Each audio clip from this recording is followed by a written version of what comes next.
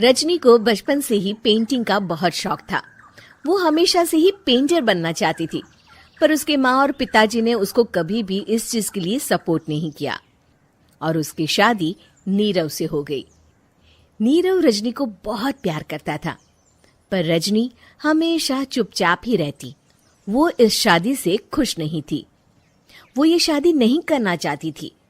उसे तो हमेशा से पेंटर जो बनना था। अपने इस सपने को वो नहीं पूरा कर पाई, इसलिए वो हमेशा उदास रहती थी। रजनी, बहुत ही बढ़िया फिल्म लगी है, कल देखने चले? नहीं जी, कल मुझे बहुत काम है, मैं नहीं जा पाऊंगी।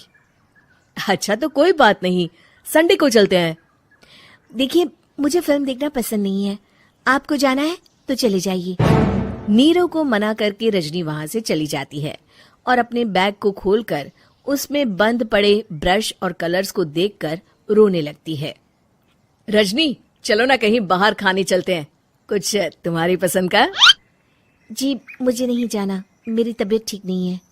रजनी वहां से चली जाती है। नीरव को समझ नहीं आता कि रजनी उससे इतना दूर क्यों रहती है। वो जब भी उसके साथ वक्त बिताना चाहता है, रजनी कोई ना कोई बहाना बना देती है। एक दिन घर पर कोई नहीं था। रजनी घर का सारा काम जल्दी से खत्म कर लेती है। घर पर अकेले होने के कारण वो सोचती है कि वो आज पेंटिंग करेगी। वो अपने कमरे में जाकर पेंट ब्रशेस और कलर्स निकालकर जैसे ही कलर मिक्स कर रही होती है कि दरवाजे पर बेल बज जाती है। अब कौन आ गया इस वक्त? इतनी मुश्किल से तो मुझे पेंट करने का मौका मिला है। रजनी दरवाजा खोलती है तो उसकी सास अपनी सहेलियों के साथ खड़ी होती है और सब घर के अंदर आ जाते हैं। अरे बहू, सबको शरबत बनाकर पिला दे, बाहर तो बड़ी गर्मी है। उफ। जी। रजनी पेंट ना कर पाने से उदास हो जाती है। उसे गुस्सा भी आ रहा होता है कि उसने इस शादी के लिए हाँ क्यों कह दी। वो रसोई में जा रही होती है कि उसकी सास उसे रोकती है। बहू, सबके खाने का भी इंतजाम कर लेना, आज का लंच तो ये सब यहीं करेगी। हाँ। रजनी बिना कुछ कहे रसोई में चली जाती है। सबके लिए खाना बनाती है। सब खाना खाते हैं और रजनी घड़ी देखती है कि ये सब कब जाएंगे ताकि वो अपनी पेंटिंग कर सके। जब शाम होती है तब सब चले जाते हैं अपने घर। अरे बहू, सब तेरे खाने की तो बहुत तारीफ कर रहे थे, सबको बहुत अच्छा लगा खाना। आपको मुझे सुबह बताना चाहिए था ना कि आपकी सहेलियां आ रही हैं।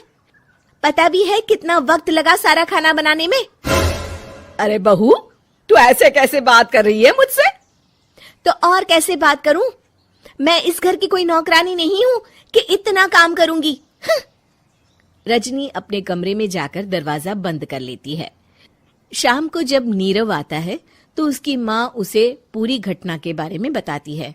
क्या रजनी ने आपसे इस तरह बात की माँ? हाँ, और पता नहीं उसे क्या हो गया है, शाम से बाहर भी नहीं आई है। मैंने तो कई बार आवाज दी, खाना भी नहीं खाया उसने। तू ही बात करके देख ले बेटा। नीरव अपने कमरे का दरवाजा खटखटाता है। रजनी, दरवाजा खोलो, मैं हूं। रजनी दरवाजा खोलती है और फिर वापस जाकर अपने बिस्तर पर लेट जाती है। रजनी, माँ से बात करने का ये क्या तरीका है? मैंने कोई गलत बात नहीं की है। अरे तुम क्यों ऐसे बर्ताव कर रही हो सबके साथ? क्या तुम इस शादी से खुश नहीं हो? रजनी कुछ नहीं बोलती। अरे बताओ मुझे रजनी, क्या ये शादी तुम्हारी मर्जी के खिलाफ हुई है? हाँ, मैं ये शादी कभी नहीं करना चाहती थी। तुमसे क्या, मैं किसी से भी शादी नहीं करना चाहती थी। रजनी रोने लगती है। चुप हो जाओ रजनी, बताओ मुझे, तुम क्यों नहीं करना चाहती थी शादी? रजनी बेड के नीचे से अपने पेंटिंग्स, कलर्स, ब्रश, पेपर्स निकालती है। इतने में उसकी सास भी कमरे में आ जाती है। ये देख रहे हो, ये थे मेरे सपने। मैं पेंटर बनना चाहती थी, पर माँ पापा ने कभी सपोर्ट नहीं किया और मेरी शादी करवा दी। मेरे सारे सपने टूट गए। हर वक्त बस गुस्सा आता रहता है मुझे। मैं जानती हूँ कि आप लोगों की इसमें कोई गलती नहीं है, पर मैं क्या करूं, मुझे समझ में नहीं आता।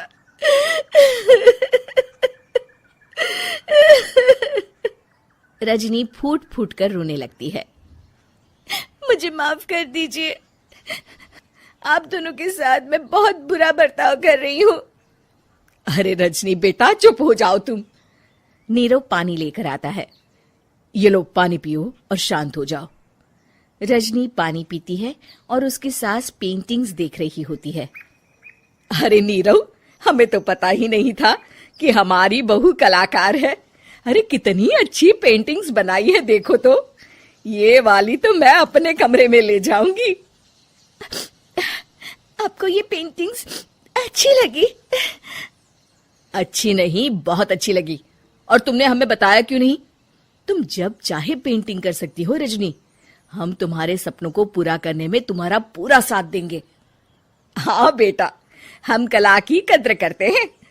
हम कलाकार तो नहीं, पर मुझे गर्व है कि मेरी बहू एक कलाकार है। रजनी, नीरव और सास तीनों हंस पड़ते हैं।